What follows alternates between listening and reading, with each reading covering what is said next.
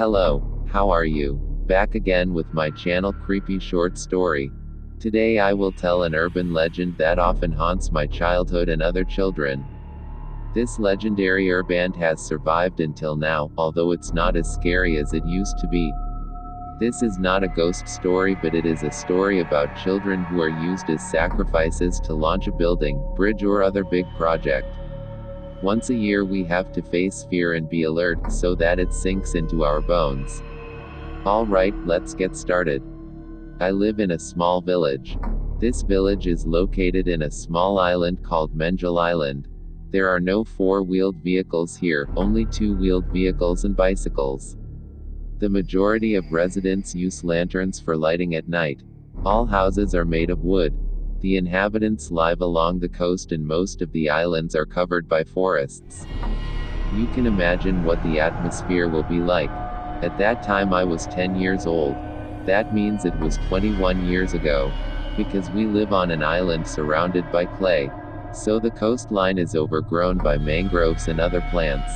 One of them is a tree that has blood red fruit when ripe and has a slightly sweet taste. We used to call it the Senenkang tree or the blood fruit tree. When the season for this tree is fruitful, the children love to find the fruit to eat. We always go into the bush to take the fruit. Because this tree grows in groups among thickets. Do you know why this tree is called the blood fruit tree? Because when this tree matures, it signifies the season of the sowing. The fruit of the tree was a sign of a bloody sacrifice. Do you know what a beheading or penyabit is? A beheader is a person who wears black clothes and a mask. He carried a sharp sickle and a sack to hold the head of the victim which he cut off. He will hide in the thickets of the blood fruit tree to ambush the children who are picking the fruit of the blood tree. He would cut off the heads of the children he caught using sickles, then leave the body. That's why people call him the beheading or penyabit.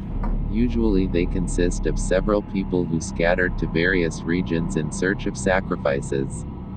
Not all children qualify as sacrifice. They were only looking for children who were around 8 to 11 years old. Our villagers call it Buyangdara Sunti.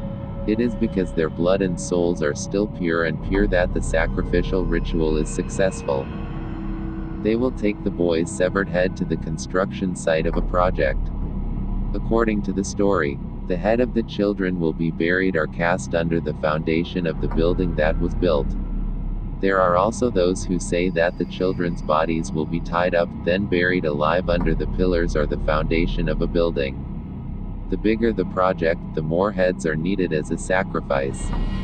The sacrifice was made to prevent evil creatures and demons from interfering with the project at hand. So when the fruit tree season ripe, parents usually forbid their children to roam. Every day we will be picked up by our parents when we come home from school. We are prohibited from playing outside the house until the fruiting season has passed. This happened almost every year until we were teenagers. Usually when the fruit is ripe, the atmosphere in our village will be tense and quiet because children are prohibited from leaving the house. The community will always be alert and on guard at every port in our village. But that cannot completely prevent the orbiter from catching the victim. When there weren't any kids running around, the orbiters will target the children who are left alone in the house. Usually they will sneak into the victim's room at night when the victim's family is asleep.